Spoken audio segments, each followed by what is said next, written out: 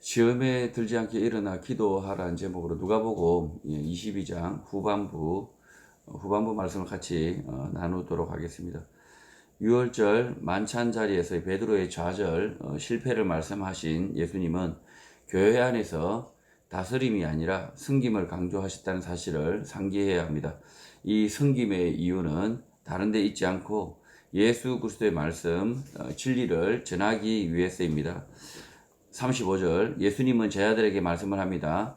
내가 너희를 전대와 배낭과 신발도 없이 보내었을 때에 부족한 것이 있더냐라고 묻습니다. 그러자 제자들이 없었나이다 라고 답을 합니다.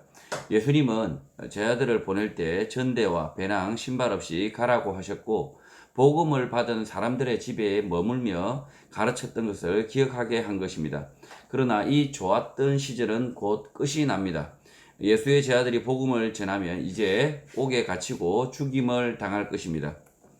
36절 예수님은 제자들에게 당부를 하십니다. 이르시되 이제는 전대에 있는 자는 가질 것이요 배낭도 그리하고 금 없는 자는 겉옷을 팔아 사라고 말씀합니다. 전대를 가져야 하고 배낭도 있어야 하고 심지어 겉옷을 팔아서 칼을 사야 한다라고 말씀하신 것입니다. 예수 제자들의 가르침을 받고 음식과 잠잘 곳을 제공해 주던 사람들의 손길은 이제 없고 제자들은 목숨의 위협 아래 놓인다는 것입니다. 그러니까 그 이전에 복음을 전할 때는 이 복음을 받은 사람들이 제자들에게 아주 호의적으로 대했습니다. 호의적으로 대하고 음식도 제공하고 잠잘 곳도 제공했지만 그러나 지금부터는 이 제자들이 이제 예수제자들이 예수님이 십자가에 못 박히고 난 이후에 예수를 믿는 사람을 오히려 옥에 가두고 핍박을 하게 된다 이렇게 말씀하고 있는 겁니다. 그래서 그냥 전대도 가지고 뭐 배낭도 사고 그리고 뭐 칼도 사고 이렇게 하라고 예수님이 분부하신 것이 아니라 지금 예수님께서 십자가에 잡히시고 난 이후부터 오히려 이 예수를 믿는 이 성도들이 핍박받는다라는 이야기를 하고 계시는 겁니다. 37절 예수님은 이렇게 말씀하신 이유를 밝힙니다. 내가 너희에게 말하는데 기록된 대로 그는 불법자의 동류로 여김을 받았다 한 말이 내게 이루어져야 하는데 내게 관한 일이 이루어져 가기 때문이라고 합니다. 예수님의 별명은 불법자의 동류, 죄인들과 한패, 죄인들의 친구입니다. 대제사장과 서기관들, 바리새인들, 장로들은 예수를 십자가에 매달기 위하여 온갖 유언비어와 거짓말을 하게 됩니다. 그래서 결국 구약의 기록대로 불법자의 동류로 여김을 받게 되고 이것이 하나님의 예정하심이라는 것입니다. 하나님의 뜻, 하나님의 예정하심에 대한 오해가 많은데 내일 짜장면을 먹을까, 짬뽕을 먹을까라는 것은 하나님의 뜻, 예정하심과는 전혀 무관합니다. 하나님의 뜻, 하나님의 예정하심은 구약과 신약에서 명확하게 밝히셨고 우리가 이미 아는 것들입니다. 그런데 자기 개인사에 하나님의 뜻, 하나님의 예정하심을 갖다 붙여서 온갖 헛소리를 합니다. 네가 내일 파란 옷을 입을지 빨간 옷을 입을지는 네 마음대로지 하나님의 뜻과 하나님의 예정하심과는 거리가 있는 것입니다. 자신의 개인사, 자신의 선택, 자신의 미래에 대하여 하나님의 뜻, 하나님의 예정을 말하는 것은 오만하거나 멍청하거나 둘 중에 하나입니다. 자기의 일은 자기가 알아서 하면 되고 하나님의 뜻, 하나님의 예정하심은 하나님께서 이루어 가실 것입니다. 그러니 쓸데없이 무당 점치듯 하나님의 뜻을 지어내고 하나님의 예정하심을 말하지 말라는 것입니다. 한국교회 문제 가운데 기복신앙 다음이 무당점입니다. 무당처럼 옷과 방울만 들지 않았을 뿐 일부 목사, 장로, 권사가 개인의 일에 대하여 이래라 저래라 말을 하고 있고 개인과 나라의 미래에 대하여 점을 치듯 예언을 합니다. 모두 엉터리입니다. 하나님의 뜻은 이미 성경에 명확하게 밝혀주셨고 하나님의 구원계획 예정하심 안에서 자유롭게 자기의 일을 정하며 살면 되는 것이고 미래는 기다려보면 아는 것입니다. 목사, 권사, 장로의 말을 듣지 않으면 흉사가 생긴다라는 것은 무당 같은 소리입니다. 교회는 점집이 아닙니다. 자, 지금 한국 교회에서 목사님들, 혹시 또 장로님들, 권사님들 중에 다음 일을 이렇게 말씀하는 분들이 있습니다. 본인이 이루어질 앞으로 일어날 일들에 대해서 경고를 하시는 분들이 있습니다. 그런데 그 경고가 하나님의 말씀에 대한 경고가 아니라, 하나님의 말씀 진리에 대한 어떤 경고가 아니라 그냥 무당 점치듯 하는 경고들이 있죠. 그 집 사지 마라. 이렇게 이건 조언인데, 마치 이 조언을 하나님의 계시인 양, 하나님의 예언인 양, 이렇게 자신의 생각이면서 그 생각을 마치 하나님께서 김 집사 그 집 사지 말래, 이렇게 가르쳐 말하는 사람들이 있습니다. 무당 점치듯이 이렇게 자신의 생각을 마치 하나님의 그 계시로, 예언으로 이렇게 말하는 사람들, 참 이게 한국 교회의 아주 몹쓸 병폐들입니다. 이런 병폐들이 아주 횡행하고 있는데, 이것이 잘못이다라고 말하지 않습니다. 마치 좋은 게 좋은 것이다. 그래서 혹시나 그 집을 안 샀더니만 그 집값이 뚝 떨어졌어요. 아이고, 그분이 진짜 하나님의 계시를 받은 거 맞네. 아닙니다. 그분이 그냥 운이 좋아서 그렇게 된 겁니다. 자, 그래서 이런 것들은 예언도 아니고 하나님의 뜻도 아니고 그냥 그 사람의 생각인 거죠. 그 사람의 생각이고, 그래서 이 한국 교회가 이렇게 하나님의 계시, 예언과 자신의 개인사에 관한 문제, 이런 것들을, 그러니까 점이죠, 점. 추측, 겐또. 저도 얼마든지 예언할 수 있습니다. 내일 하늘 보고 내일 비 안 옵니다. 우산 들고 가지 마세요. 얼마든지 저도 예언할 수 있습니다. 그런데 이걸 예언이다, 계시다 이렇게 말하면 택도 없는 소리라는 거죠. 지금 하나님의 예언, 하나님의 계시는 이미 예수 그리스도의 오심으로 인해서 이렇게 완성이 되었다. 더 이상 하나님께서 보여줄 것이 없다는 거죠. 예수 그리스도께서 이미 오셔가지고, 이 땅에 오셔가지고, 하나님 본인이 오셔가지고, 하나님의 아들이 오셔가지고, 이미 명확하게 우리가 어떻게 살 것이고, 어떻게 구원을 받을 것인지에 대해서 명확하게 설명하고 계시다는 거죠. 자, 그런데 아직도 우리가 하나님 나라에 들어갈 예언들이 아직도 필요합니까?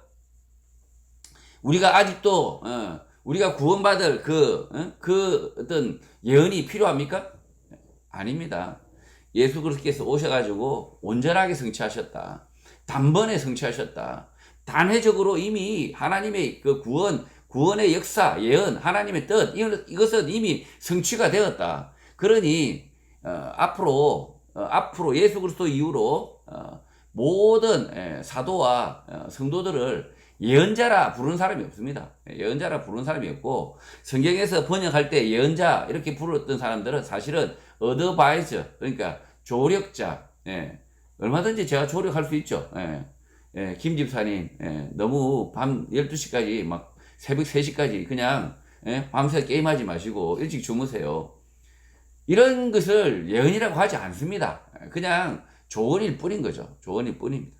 자, 그래서 마치 자신의 조언에 힘을 보태기 위해서 마치 이 말을, 이 자신의 생각을 이렇게 하나님의 예언이다, 선지자다 이렇게 말하면 택도 없다는 겁니다. 택도 없다.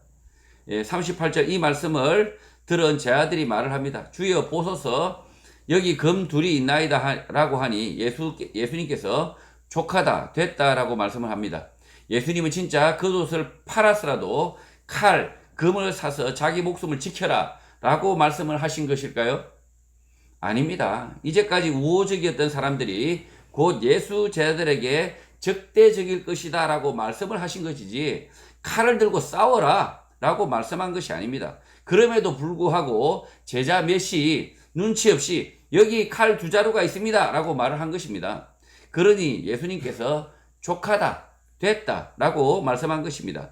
잘 준비했다라는 뜻이 아닌 겁니다. 예수님이 겉옷을 팔아서 금을 사라, 칼을 사라 이렇게 말씀하니까 얼른 가서 막 이렇게 칼 전부 사는 그런 교회, 오늘 예송교회 전부 가서 긴 칼 이렇게 사시미 칼 가서 사실 겁니까? 오늘 이렇게 말씀도 읽었으니까 사시미 칼 가서 사야죠, 다. 예. 지금 심지어 미국의 뭐 이상하게 통일교 아류라고 하죠. 예. 막 총기를 들고 예배를 드립니다. 예. 총기를 들고. 예. 금을 들으라 하니까 그냥 금을 사라 하니까 그렇지 금은 곧 총이야 이러면서 그냥 예.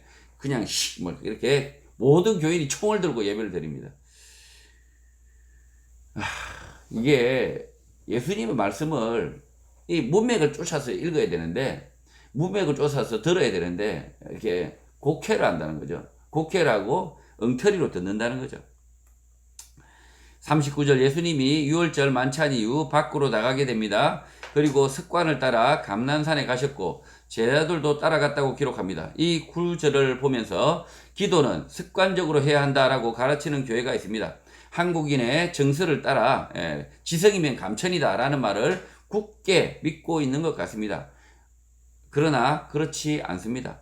예수님은 좋은 곳, 편안한 장소에 계셨던 것이 아니라 불편한 감난산, 갈 곳 없는 서민들이 하룻밤 쉬었던 곳으로 습관을 쫓아서 가신 것입니다. 그러니까 예수님께서 이 감난산에 가신 것은 산에 가서 철야기도 하기 위해서 가신 것이 아니라 사실은 평소에 늘 가시던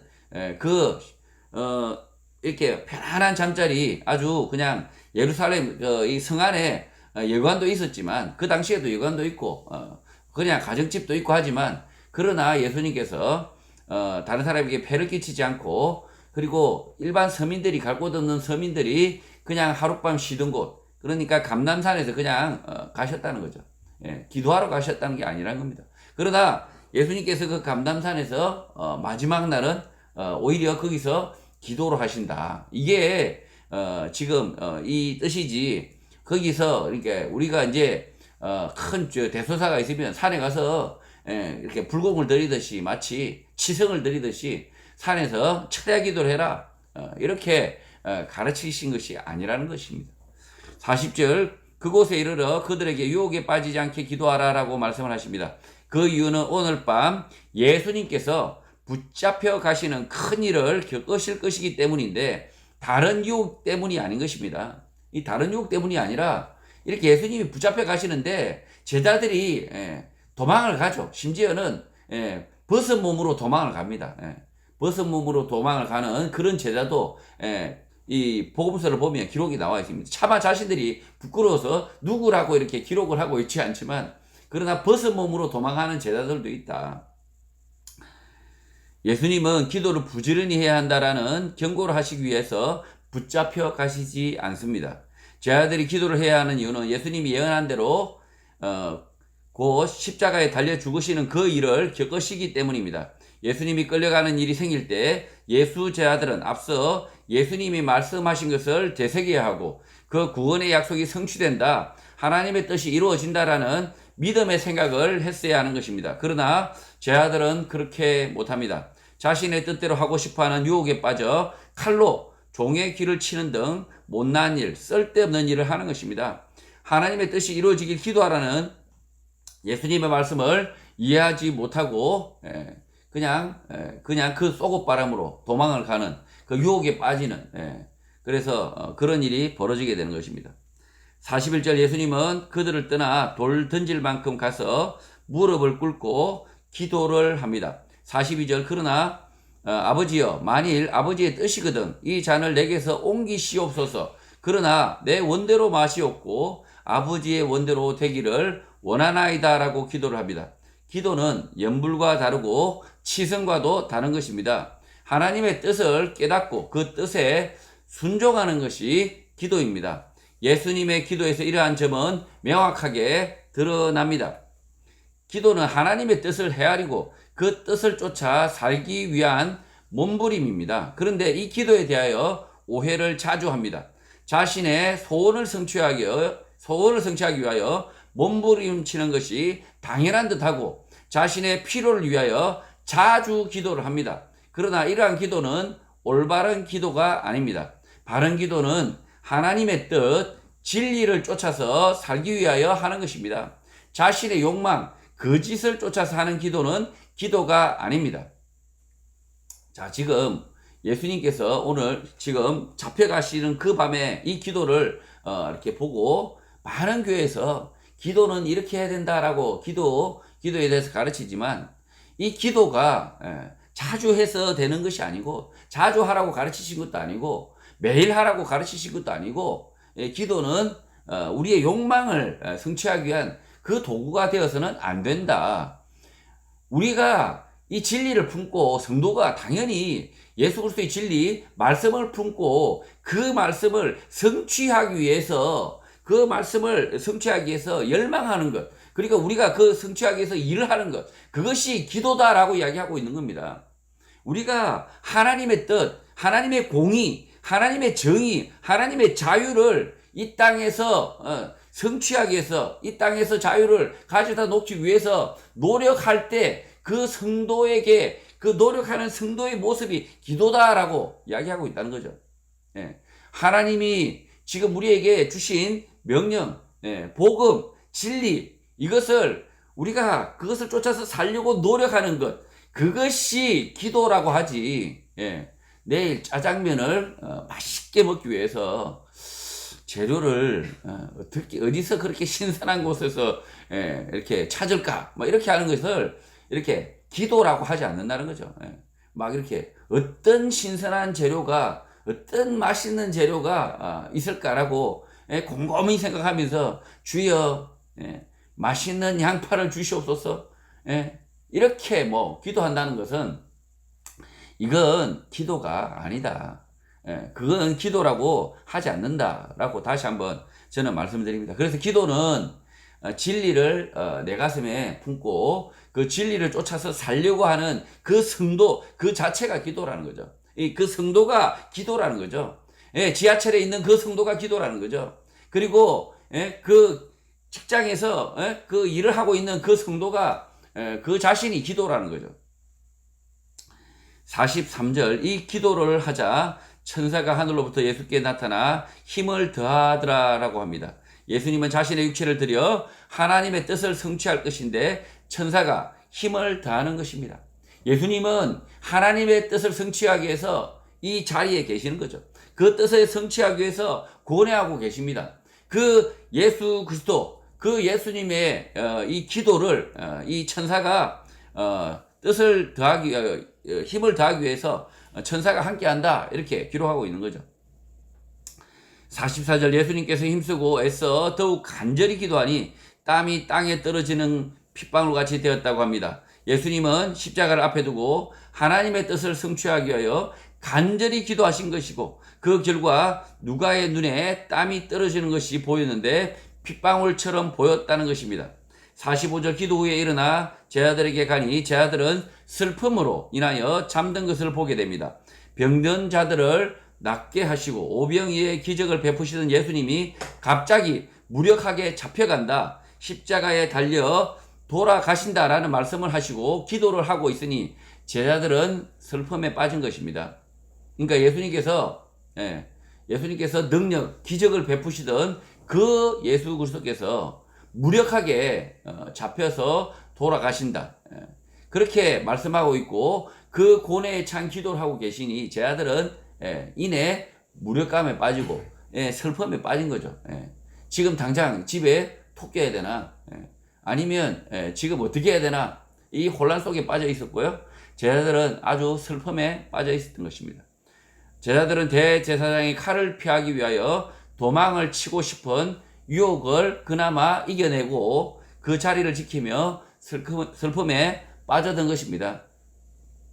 이 제자들은 지금 예수님께서 이렇게 말씀하시고 이렇게 기도하고 계셨을 때 속으로는 지금이 도망갈 타이밍인가, 각을 재고 있을 수도 있습니다.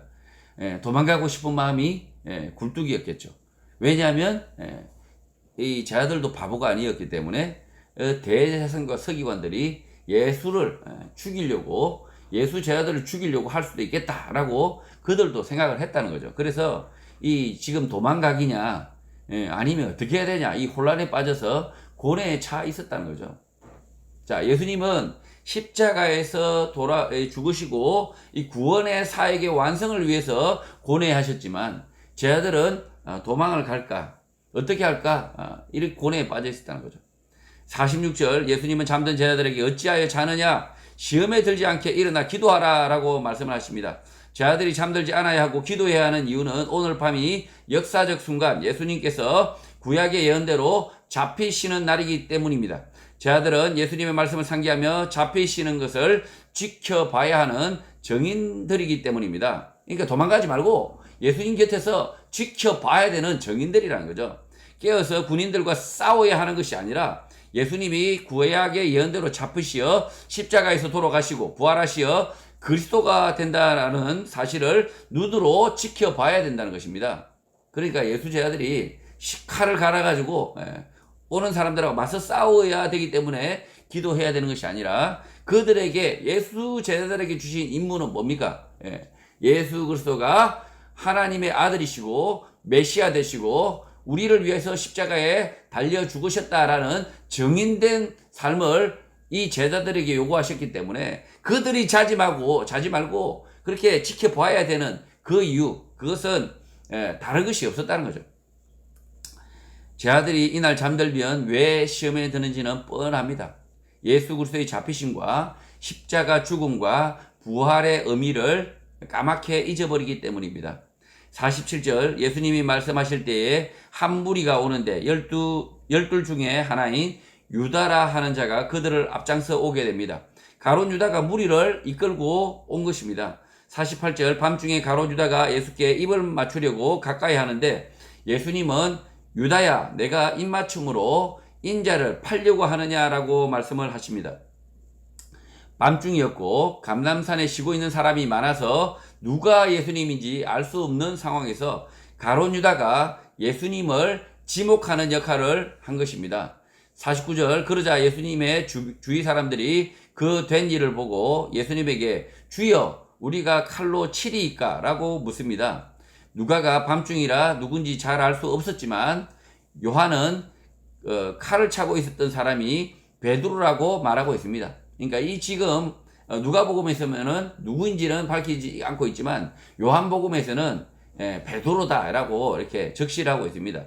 이 캄캄한 중에 누가는 사실은 들어서 알 수도 있지만 그러나 이 베드로가 이 칼을 치는 이런 이 모습을 이렇게 숨겨주고 있다는 거죠.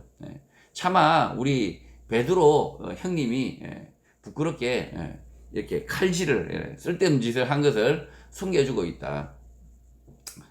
50절 베드로는 칼로 치라는 말씀이 없는데도 대제사장의 종을 쳐 그 오른쪽 귀를 떨어뜨리게 됩니다. 51절 그러자 예수님은 베드로에게 이것까지 참으라 라고 말씀하시고 그 귀를 만져 낫게 하였다. 누가는 기록합니다.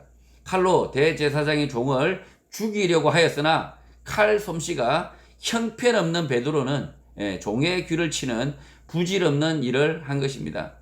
이렇게 이게 사람 귀를 치려고 친 게 아니겠죠. 머리를 이렇게 쳐서 죽이려고 했던 거죠.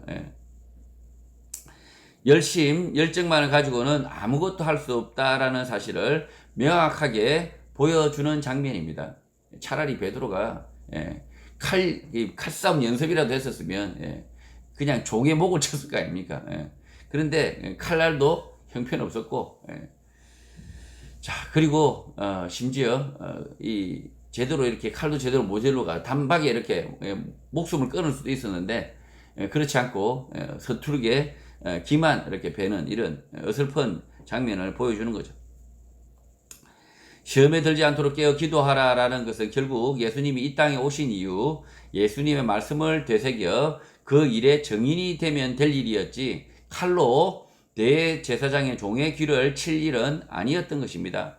52절 예수님은 그 잡으러 온 대제사장들과 성전의 경비대장들과 장로들에게 너희가 강도를 잡는 것 같이 금과 몽치를 가지고 나왔느냐라고 말씀합니다. 금과 몽치가 필요 없는데 가지고 왔다. 예수를 강도처럼 대한다라고 비난하시는 것입니다. 칼과 철퇴죠, 철퇴. 몽치 이렇게 몽둥이. 53절 내가 날마다 너희와 함께 성전에 있을 때에 내게 손을 대지 아니하였다. 그러나 이제는 너희 때요 어둠의 권세다라고 말씀합니다. 낮에는 예수를 잡지 못하다가 밤이 되어 잡으려 하는 이유 그것은 너희가 어둠의 권세, 악인들이라는 것입니다. 악인의 때도 있다는 것입니다. 자, 지금 악인의 때가 있다. 그러니까 악인들이 마음대로 활개칠 수 있는 그런 시간이 있다. 이제 쇼타임이다. 악인들의 이런 말씀이 아니라 지금 이 악인들의 너희들은 악인이다. 그리고 지금 악인들이 하는 악한 일을 하고 있다라는 이야기죠. 그냥 악한 일을 하고 있다. 자, 그래서 이 모든 시간은 사실은 하나님의 시간입니다. 하나님의 시간이지 악인의 때가 있다. 악인들이 지배하는 그런 시간이 있다라고 말씀하는 게 아닙니다. 자, 54절. 무리들은 예수를 잡아 끌고 대제사장의 집으로 들어가고 베드로는 멀찍이 따라가게 됩니다. 55절. 사람들이 뜰 가운데 불을 피우고 함께 앉았고 베드로도 그 가운데 앉았다고 합니다. 밤중 새벽이라 추웠던 것입니다. 56절. 한 여종이 베드로의 불빛을 향하여 앉은 것을 보고 주목하여 이 사람도 그와 함께 있었다라고 말을 합니다. 불빛에 베드로의 얼굴을 자세히 본 것입니다. 57절. 베드로가 부인을 하며 이 여자여 내가 그를 알지 못하노라 라고 말을 합니다. 예수님을 모르는 사람이다 라고 부인을 하는 것입니다. 58절. 조금 후에 다른 사람이 보고 너도 그 도당이다 라고 말을 합니다. 그러자 베드로가 이 사람아 나는 아니다 라고 말을 합니다. 59절. 한 시간쯤 있다가 또 한 사람이 장담을 하며 이는 갈릴리 사람이니 참으로 그와 함께 있었다라고 말을 합니다. 이 사람은 베드로가 부인하는 말에 억양을 듣고 갈릴리 사람 예수 제자라는 것을 확신한 것입니다. 지금 예수 제자 베드로는 이 모닥불 앞에서 얼굴이 비춰진 거죠. 얼굴을 보고 여종이 딱 보니까 보던 사람이에요.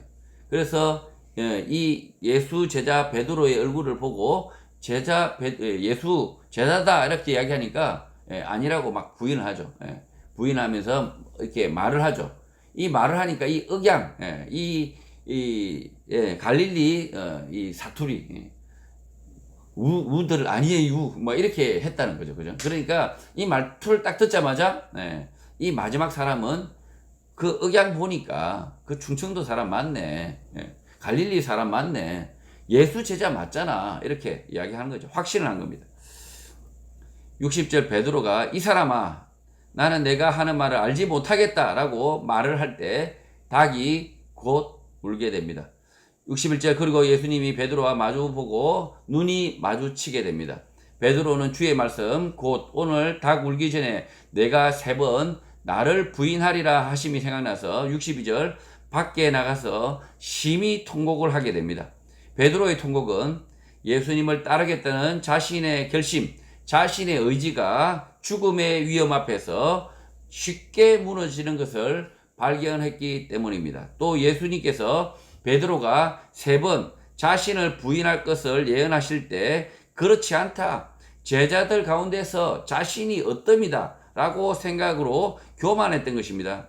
그랬던 베드로가 자신의 무능력, 자신의 한계를 깊이 깨닫고 나선 자가 되라, 섬기는 자가 되라 라는 말씀을 훗날 상기한 것입니다. 63절. 대제사장의 뜰에서 지키는 사람들이 예수를 희롱하고 때리게 됩니다. 64절. 또 그의 눈을 가리고 선지자 노릇하라 너를 친 자가 누구냐라고 묻습니다. 눈을 가려도 누가 때렸는지 알 수 있지 않느냐라고 조롱을 한 것입니다. 그러니까 지금 예수님을 눈을 이렇게 가리고 때리고 누가 때렸게 맞춰봐 이렇게 네가 선지자라며 누가 때렸는지 맞춰봐 이렇게 조롱하고 있다는 거죠. 65절. 이 외에도 많은 말로 욕을 했다라고 누가는 기록합니다. 예수님은 이런 비난과 모욕 가운데서도 묵묵히 인내하신 것입니다. 66절. 날이 새자 백성의 장로들 곧 대제사장들과 서기관들이 모여서 예수를 공회로 끌어들여 묻게 됩니다. 67절. 내가 그리스도이거든 우리에게 말하라 라고 하자 예수님은 내가 말할지라도 너희가 믿지 아니할 것이다 라고 대답을 합니다. 68절. 또 내가 물어도 너희가 그리스도다 라고 대답하지 아니할 것이다 라고 말씀합니다.